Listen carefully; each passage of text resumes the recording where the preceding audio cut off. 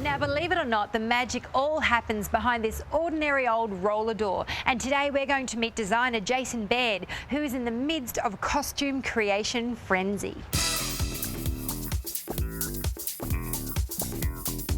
Hey Jason, what are you working on? I'm working on one of the mermaid tops for H2O, Just Add Water, our new children's television series. Now this is the top, but look at the tail. That is absolutely beautiful. What's the first step in designing something like this?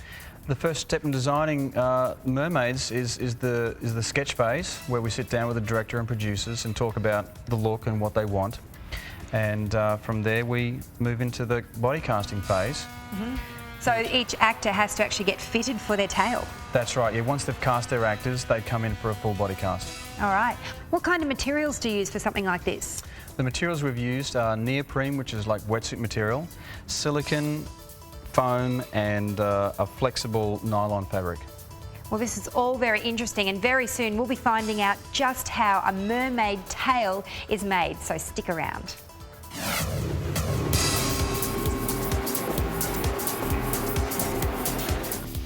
Welcome back. Today we're following the costume making process from go to woe, and we're looking at mermaid tails. Now, of course, Jason, we've got the beautiful body cast, the fiberglass here. Yes. How does it all fit together and how does it fit into the tail? Okay. Once we have our fiberglass body cast, we start with our neoprene undersuit, which fits really well. Looks like a glove. Yep. From here, and that's all inside this section, from there we have a rod that attaches a foot plate to this flexible rod, down to this flexible nylon section, which is cast inside our silicone, which allows for a flexible movement to help the girl swim. Like you'd think a real mermaid would swim in the water. Absolutely.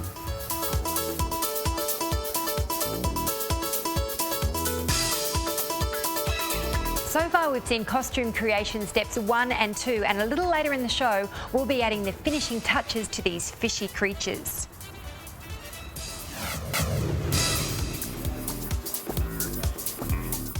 Well, our mermaid tail costume is almost complete. There are just a few more final touches to be added. Jason, what's left to do?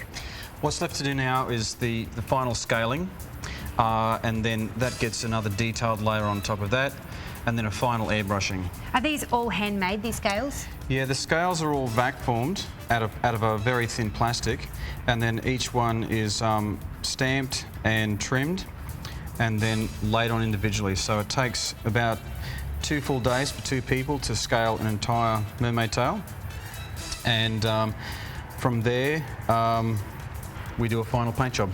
And how many tails have you made altogether? We made 5 tails all up, and so we've got 1 tail for each girl, a stunt tail for any sort of extreme stunt work, and then a floppy tail, which is for like hanging out of a bathtub or in a sleeping bag or stuff like that.